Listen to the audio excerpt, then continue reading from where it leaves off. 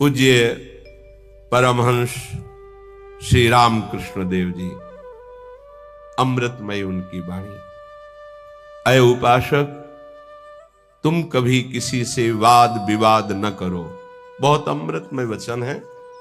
बहुत ही ऊंची स्थिति के महापुरुष हमारे भारत की शोभा है। थे नहीं कह रहा हूं, है, क्योंकि महापुरुषों की वाणी ही महापुरुषों का स्वरूप है।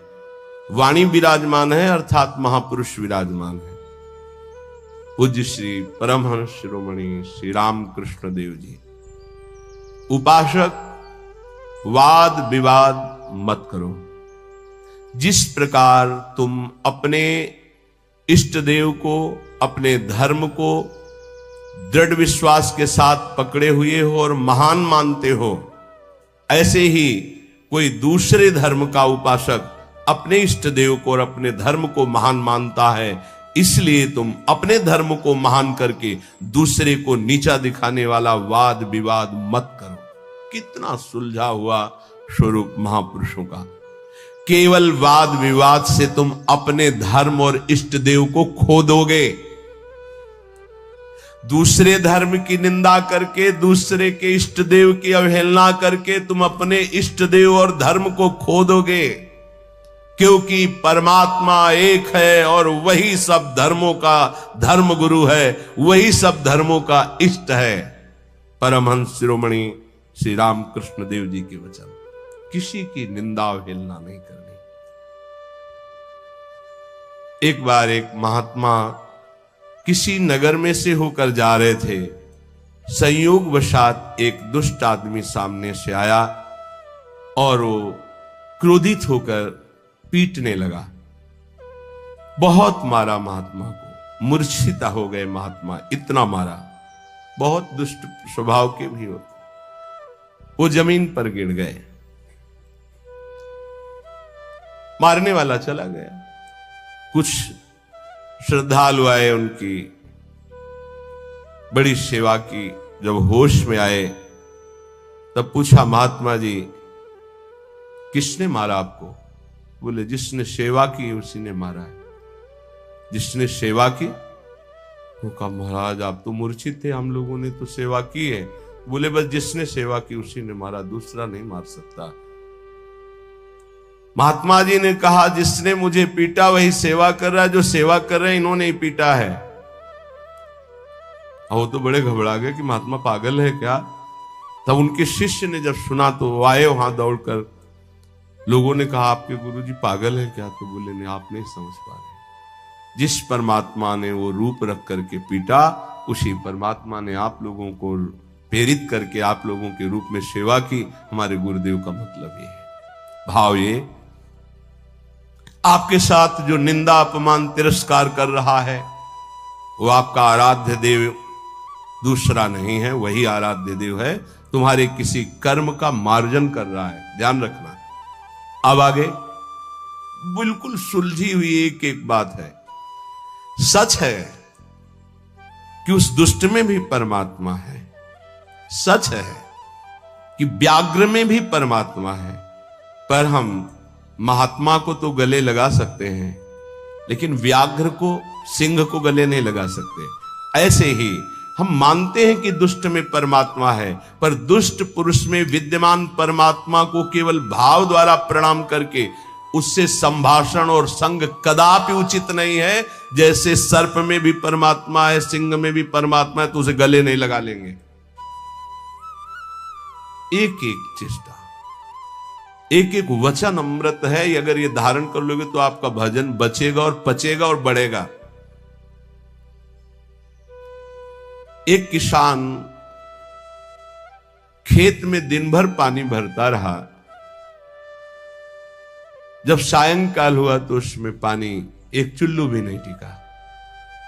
वो बहुत परेशान हो गया। मेड़ ज्यों की त्यों सब ठीक थी। फिर उसने देखा तो चूहों ने छेद कर रखा था जगह जगह, कई जगह मेड़ में। वो छेद से बाहर जा रहा था। उपासक समझे, पूरा जीवन साधना करते हो जाता है, लेकिन साधन संपत्ति एक चुल्लू भी नहीं बचती। किनकी? जिनके इंद्री रूपी चूहों ने छेद कर दिया है हृदय रूपी घर में। क्या? कभी ये भोग, कभी वो भोग, कभी वो भोग। जो अपनी इंद्रियों को भोगों के संयोग में मनोरंजन करते हैं और साधना भी करते हैं, तो पूरे जीवन की शाम हो जाती, पर उनके हृदय रूपी खेत में एक चुल्लू भी साधन नहीं बचता, सब क्षीण हो जाता है।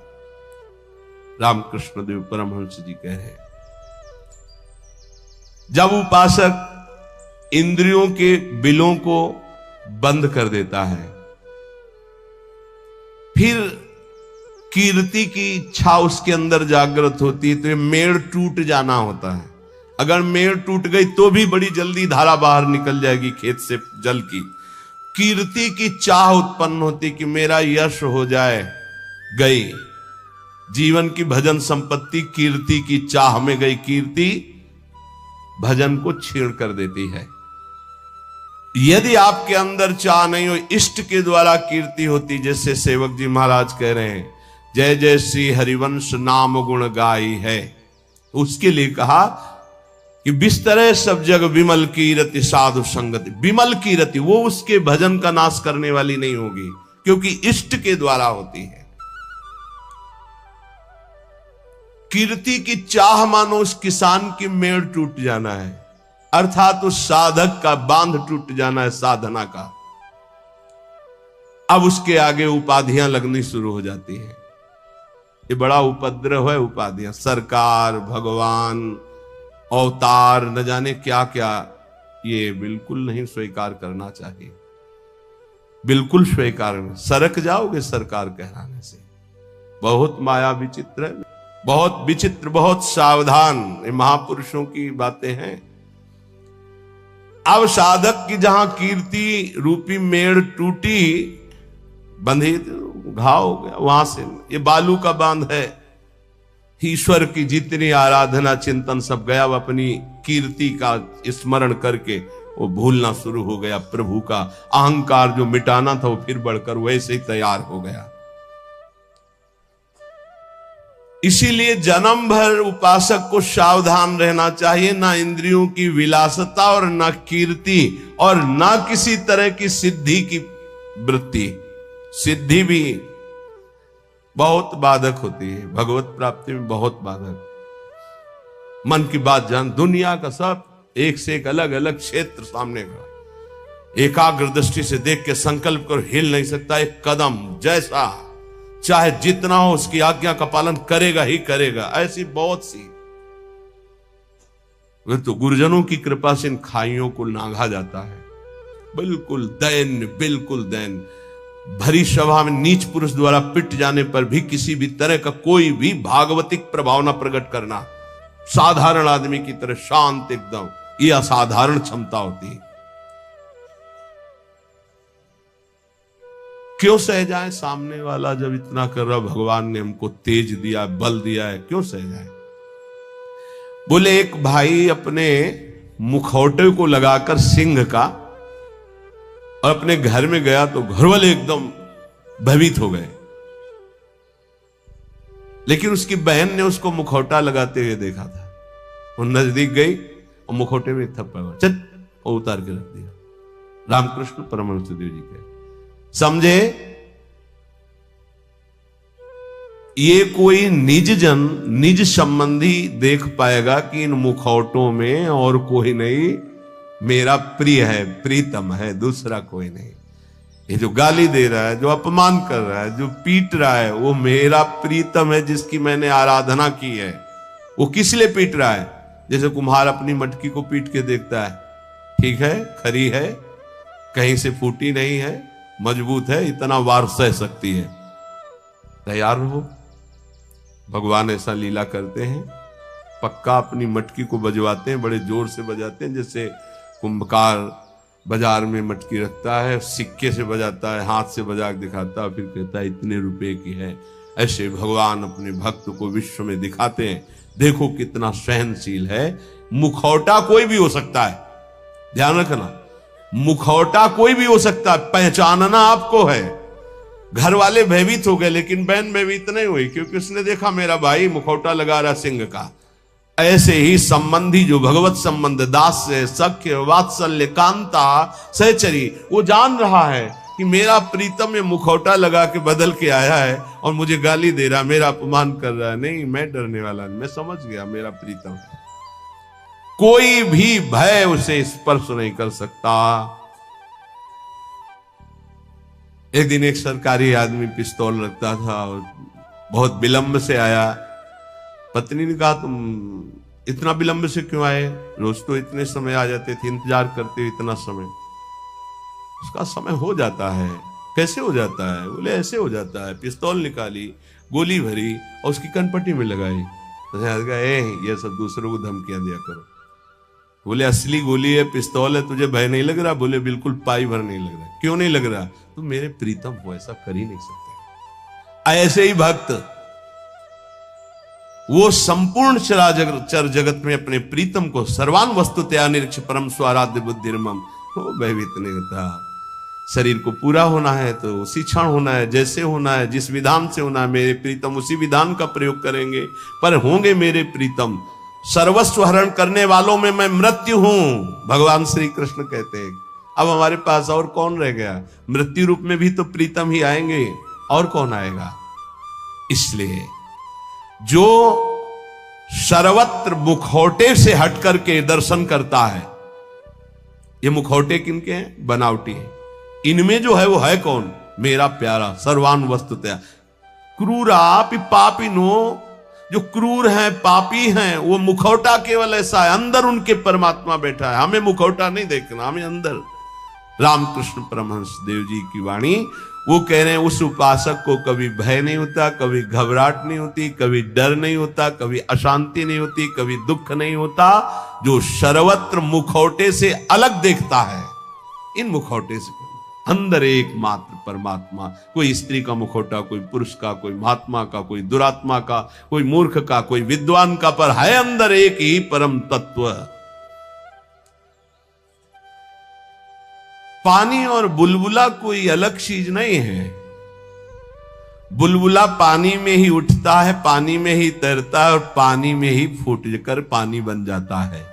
ठीक ऐसे ही परमात्मा में ही जीवात्मा प्रकट होता है, परमात्मा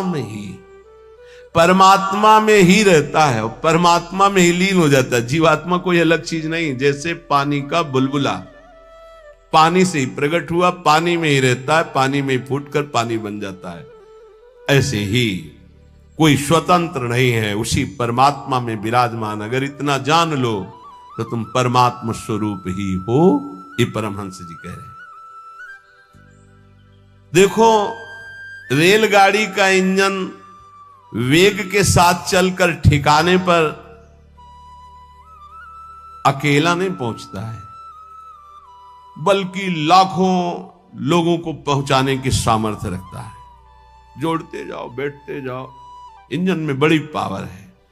बोले ऐसे ही आचार्य इंजन है और अनुयायी जन आचार्य के डिब्बे हैं।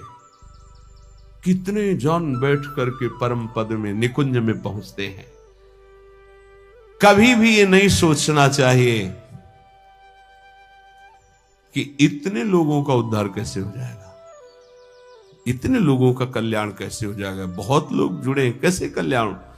तो बोले ईश्वरीय शक्ति इंजन है और वो शांत, वो गुरुजन डिब्बे के समान है। कनेक्शन इंजन से है तो इंजन में 2-4 लोग बैठते होंगे, लेकिन डिब्बे में 70, 80, 90, 100 ज्यादा भी बैठ जाते होंगे। जनरल में तो ज्यादा ही बैठ जाते, कुछ बैठे, कुछ खड़े, कुछ पूरा सब, और सब वहीं पहुंचेंगे जहां इंजन पहुंचेगा। अब बिना टिकट के होंगे तो 2-4 थप्पड़ लगेंगे, थोड़ा टैक्स लग जाएगा, पहुंचेंगे वहीं। नहीं, बीच में अगर हो गया तो फिर उतारे भी जा सकते, उपद्रव होने पर, टिकट ना होने पर, पैसा ना होने पर उतार। इसीलिए राधा राधा पैसा इकट्ठा कर लो, परम धन राधा नाम आधार। अगर जल्दी जल्दी में टिकट नहीं खरीद पाए हो तो थोड़ा ज्यादा लगेगा, पर राधा राधा राधा राधा पहुंच वहीं जाओगे। बात हमारी मान लेला। टिकट क्या है? निकुंज की ये जो मंत्र है, आचार्य संबंध है, आचार्य शरणागत से टिकट है। और जनरल में क्या है, राधा राधा राधा राधा राधा राधा, जैसे सब जप रहे हैं। तो बैठ सब गए हैं गाड़ी में, बीच में तुम्हारी चेकिंग भी होगी। बोले जल्दी में खरीद तो नहीं पाए, लेकिन एक राधा नाम की कीमत में पूरा त्रिभुवन बिक जाएगा। जो जांच करने वाले हैं वो कौन है, श्री जी के पार्षद ही हैं। ऐसे थोड़ी होता है कि आप श्री जी के पास सीधे डायरेक्ट पहुंच जाओ, ऐसा। तो राधा नाम जहां है ना, वो सीधे। और जिनको सौभाग्य से कहीं ये जो निकुंज के गुप्त मंत्र मिल गए हैं, तो दुर्भाग्य है कि उनके अंदर ठसक ना आवे, नहीं तो पास हो चुका है निकुंज का, पास मिल चुका है। मानो सच्ची मानिएगा, सौभाग्य दुर्भाग्य में आप बदल रहे हैं कि आप मंत्र का चिंतन नहीं कर रहे हो, विषय चिंतन कर रहे हैं। रेलगाड़ी के इंजन में उतने लोग पार नहीं हुए जितने डिब्बे में बैठकर वहां पहुंच जाते हैं। अर्थात आचार्य और आचार्य परंपरा, आचार्य के तो विशेष विशेष कुछ पार्षद हुए, लेकिन आचार्य परंपरा में लाखों ऐसे महापुरुष हो गए कि करोड़ों को श्री जी के पास पहुंचा दिया, श्री जी में तन्मय करा दिया। राजहंस कभी पानी, वो दूध पीकर पानी को छोड़ देता, राजहंस। ऐसे ही जो उपासक है, जो संत है, जो भगवत प्रेमी महात्मा है, तो माया और ब्रह्म दोनों मिले हुए हैं एक में। वो केवल ब्रह्म, केवल परमात्मा तत्व को और जल को जैसे छोड़ देता है, दूध पी के जल को छोड़ देता है, ऐसे वो माया के विकारों को छोड़कर परमात्मा स्वरूप में स्थित हो जाता है। दैवी संपदा का महान सुख उसके हृदय में जागृत हो जाता है, जो माया के विकारों पर मुक्ति प्राप्त कर लेता है। कोई भी विकार उसके ऊपर प्रभाव नहीं डालता। हाथी को खुला छोड़ दे तो मनमानी आचरण करके वृक्षों को उखाड़ता है, तोड़ फोड़ शुरू कर देता है। लेकिन जब महावत अंकुश पर अंकुश प्रहार करता है तो घुटने के बल हाथी हो जाता है। ऐसे ही ये मन मतवाला हाथी है, जिसने इसको स्वच्छंद छोड़ दिया, ये सब तोड़ फोड़ कर देगा, धर्म विरुद्ध आचरण करेगा। महावत है उपासक, हाथी है मन और अंकुश है ज्ञान। प्रहार पे प्रहार करके उसको घुटने के बल अर्थात मन को अधीन कर लिया, तब वो शांत चित्त परमात्ममय हो जाता है। मन ही भगवान का स्वरूप बन जाता है। इंद्रियाणाम मनश्चास्मि, पर पहले अंकुश की मार देनी पड़ेगी, छोड़ना नहीं। इसको छोड़ दिया तो तोड़ फोड़ मचा देगा। मतवाला ये हाथी है मन, किसी के अंकुश से, केवल ज्ञानांकुश, जो नाम मंत्र मिला खूब जपो, इसी से मानो तुम्हारे अंकुश की धार तीक्ष्ण होगी, इसी से तुम्हारा मन बस में होगा, दूसरा कोई उपाय नहीं। कल एक साधक प्रश्न कर रहे थे एकांतिक में, मैं जानता हूं ये नहीं करना चाहिए फिर भी करता हूं, क्यों? दो बातें। पहली बात, तुम में आध्यात्मिक सामर्थ्य खो चुकी है, जान करके भी तुम उसको रोक नहीं सकते क्योंकि बलहीन हो। और दूसरी बात, तुम्हारी सुख बुद्धि उसमें है, जरूर ये कहते हो मुंह से कि नहीं करना चाहिए, पर अंदर है कि इसमें सुख है। इन दो बातों के कारण तुम भ्रष्ट होते रहते हो। तो हमको पहली बात बलवान करनी है कि हमारे अंदर नाम बल आवे, तो दूसरी बात अपने आप हट जाएगी, सुख बुद्धि हट जाएगी। पहले नाम जप करके अपने को बलवान बनाइए। समस्त विकारों को नष्ट करने का मैं तुम्हें एक सरल उपाय बताता हूं। रामकृष्ण परमहंस देव जी,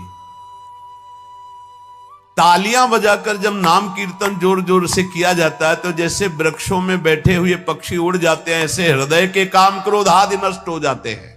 रामकृष्ण परमहंस देव तालियां बजाकर राधा राधा राधा राधा राधा, किसी संगीत की और ज्ञान वृत्ति ना हो तो अपने पास परम संगीत है तालियां बजाकर। तो कह रहे हैं कि जैसे वृक्षों में बैठे हुए पक्षी तालियां उड़ जाते हैं, ऐसे हृदय में बैठे हुए काम क्रोध भाग जाते हैं जब नाम कीर्तन। जब किसी को भी काम आदि वेदना हो तब नाम कीर्तन करके देखना, तो नाम कीर्तन होने ही नहीं देगा काम। देख लेना, उस समय अगर उपदेश भी किया जाए तो तुम्हें अच्छा नहीं लगेगा। कामी समझी में हरि कथा ऊसर बीज बे फल। और अगर आप शुरू कर दिए तो वो टिकेगा नहीं, भाग जाएगा पक्का। बहुत सुंदर उपाय महापुरुषों के हैं। उपासक की उपासना परिपक्व कब मानी जाती है? जब अपने आराध्य देव का नाम लेते ही रोमांच हो जाए और आनंद अश्रु बहने लगे, तब समझना चाहिए कि हमारी उपासना परिपक्व हो रही है।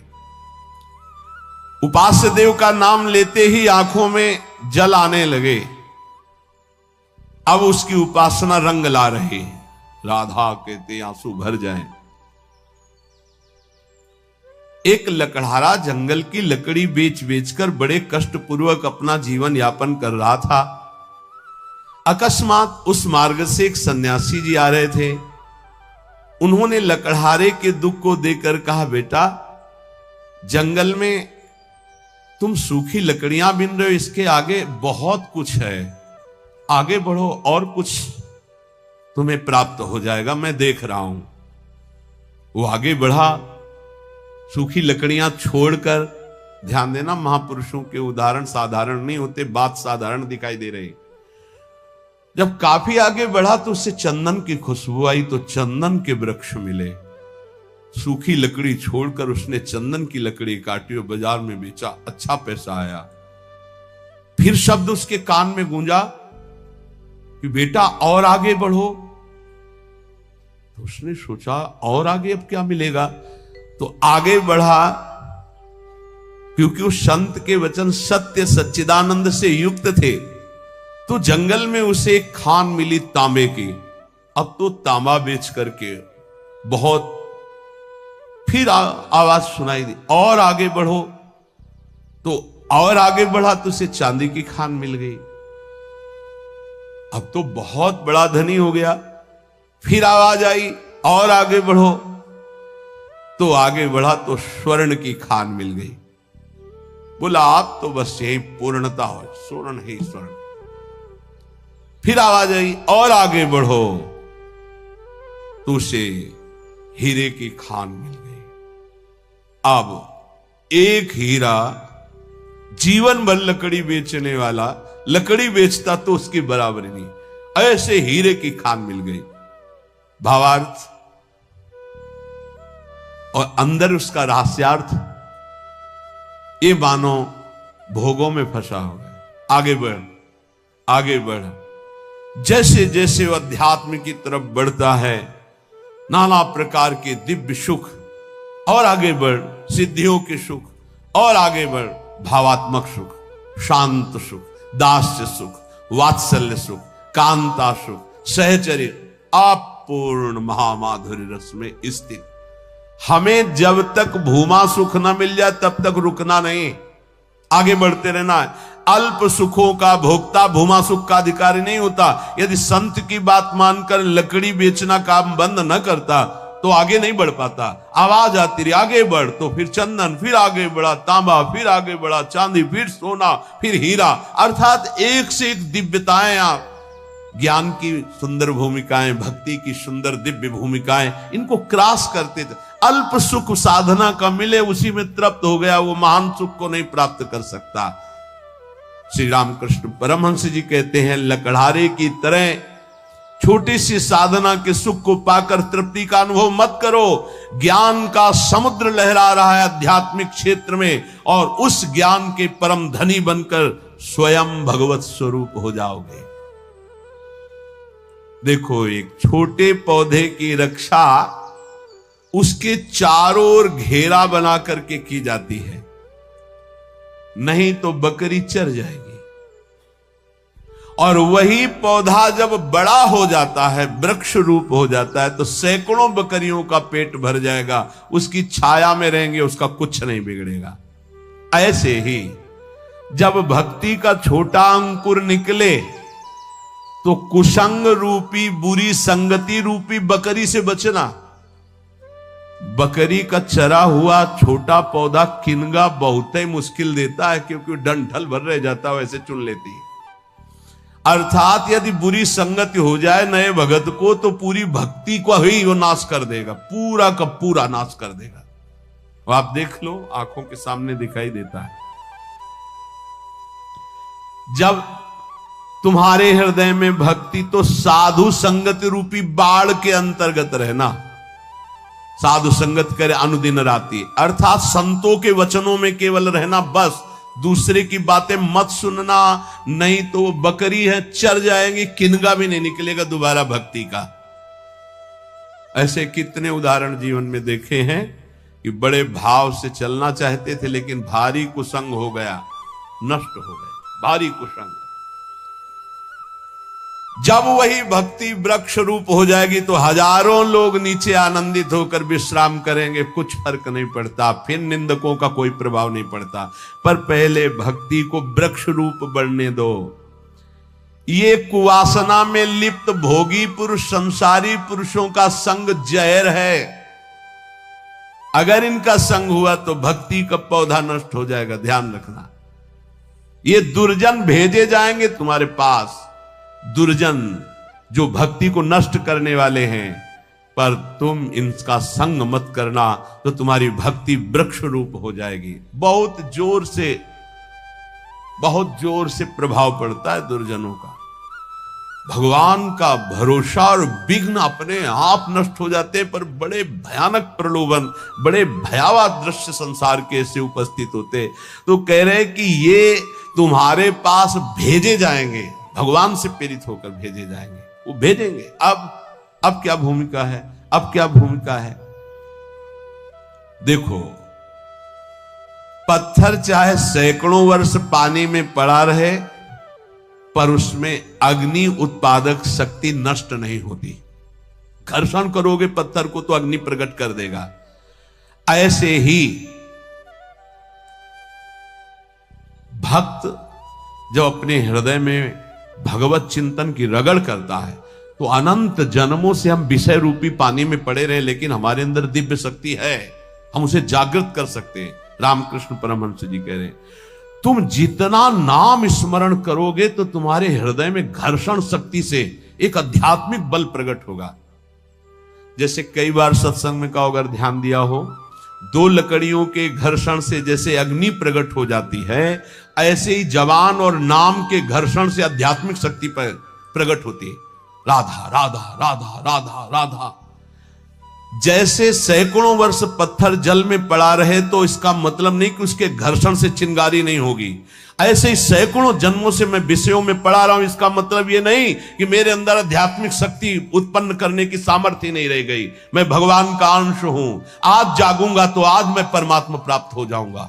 आज हम में वो सामर्थ्य है, हम अपनी सामर्थ्य को जागृत करें। कैसे? नाम जी है जपी जागहि जोगी। नाम जप करके हम जगते हैं, हम अपनी शक्ति को जागृत करते। नाम, ईश्वर का नाम जितना तुम जपोगे उतना ही हृदय प्रफुल्लित होकर महान पावर से युक्त हो जाएगा। बड़े बड़े महापुरुषों के वचनों को पकड़ लो। एक मनुष्य कुआं खोदना शुरू करता है, बस एक हाथ पानी रह जाता है और रोक देता, थक गया। ये 25 हाथ खोद चुका, फिर भी पानी नहीं निकला। अब तो लगता है नहीं निकलेगा, और एक हाथ में पानी है।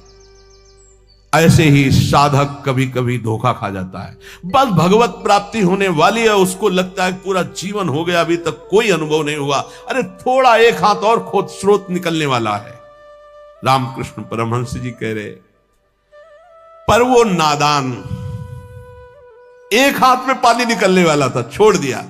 दूसरी जगह कुआं खोदा, फिर छोड़ दिया, फिर तीसरी जगह कुआं खोदा, पूरा जीवन कुआं खोदने में लगा दिया, पानी नहीं पी पाया। समझ पाए? ऐसे उपासक है ये संप्रदाय, वो मार्ग, लेकिन पानी नहीं पी पाया चुल्लू भर। अगर एक ही ढंग से खोदता तो बस एक हाथ बाद स्रोत खुलने वाला था। एक गुरु, एक ग्रंथ, एक पंथ, एक मंत्र, एक संत, एक कंत, सांगो पांग उपासना पकड़ लो, निकल जाए।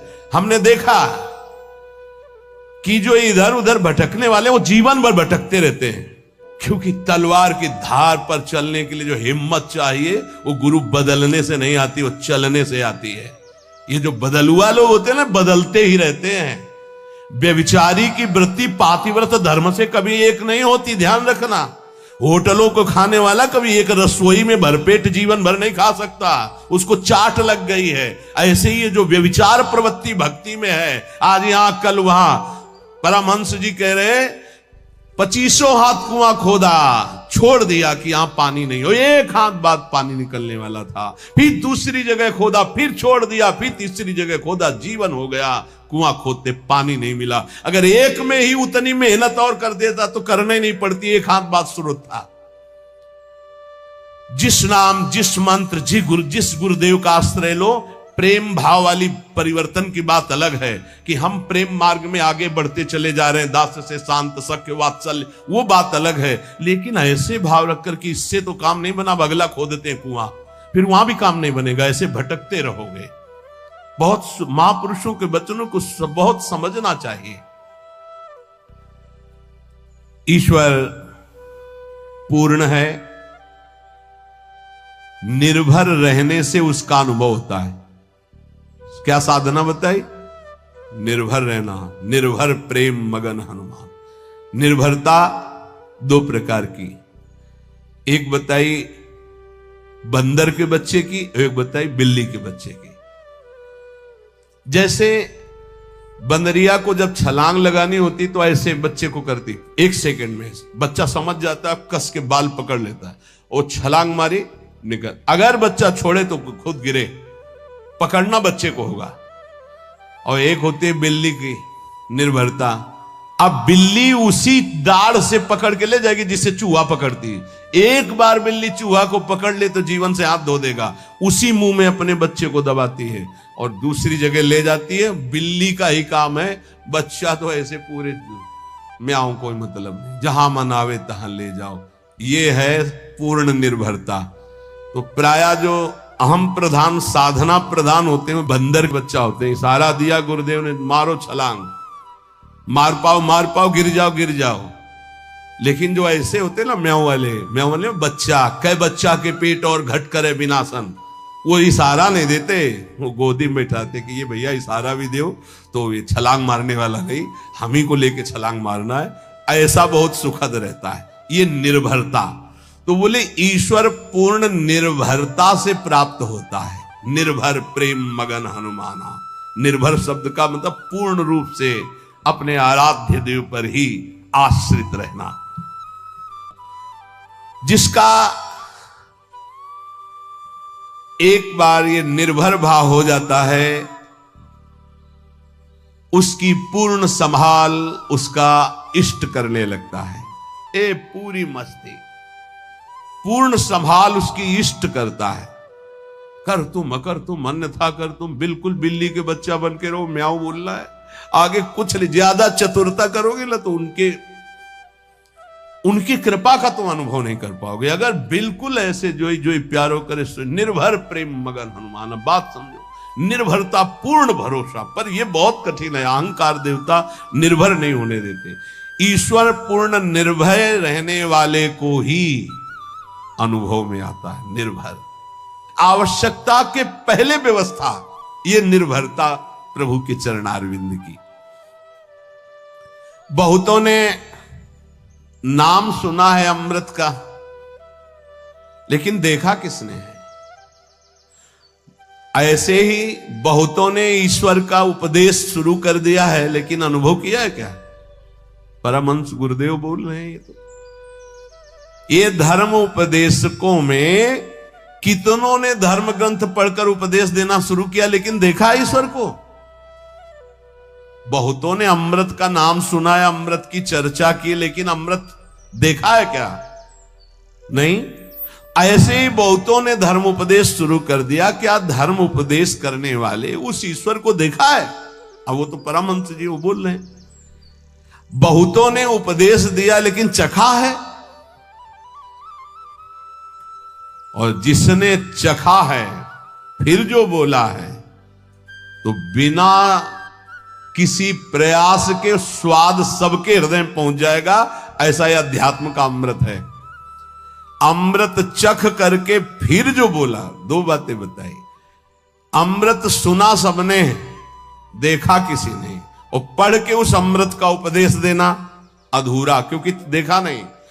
अब एक ने चखा है, देखा है, फिर बोल रहा है, तो इस अमृत का प्रभाव ये कि अपने आप सुनने वाले के हृदय में इसका अनुभव होने लगेगा। यह अध्यात्म का अमृत है, प्रेमामृत, भगवदानंद। जिन्होंने अमृत चखा है वो उसका स्वाद जानते हैं। इसी तरह जिसने ईश्वर प्राप्ति कर ली, ईश्वर के सुख का अनुभव कर लिया, वो जब उपदेश करता है तब उसका प्रभाव जन समाज पर जैसे आंधी चले तो सबके आंखों में छा जाएगी धूल, ऐसे सबके आंखों में जो जो सुनेगा अध्यात्म का रंग छा जाएगा। इसलिए उपदेश के पहले उपासक को अपने हृदय में इस प्रेमानंद, परमात्मानंद, भगवदानंद, ज्ञानानंद, विज्ञानानंद, अखंडानंद जिससे संबोधन करो, पहले इसको चखो, देखो, फिर बोलो। यहां क्या होता है? सुना, पढ़ा, बोला नहीं, पहले चखो, खुद भगवदानंद में डूबो। इसलिए नवयोगेश्वरों में श्री प्रबुद्ध जी कहते हैं, महाराज प्रबुद्ध जी, जो वेदों का पारगामी विद्वान, शाब्द ब्रह्म का और पर ब्रह्म का अनुभूत, उसके वचन से हमारा परम कल्याण होगा, ऐसे गुरुदेव का वर्ण करे जो ब्रह्मानुभूति से युक्त और शाब्द ब्रह्म शास्त्रों के परम ज्ञाता हो। लोहा जब तक तपाया जाता है तब तक लाल रहता है, लेकिन जब बाहर निकाल दिया जाता है तो लालिमा खत्म हो जाती, काला पड़ जाता है। यही दशा मन की है।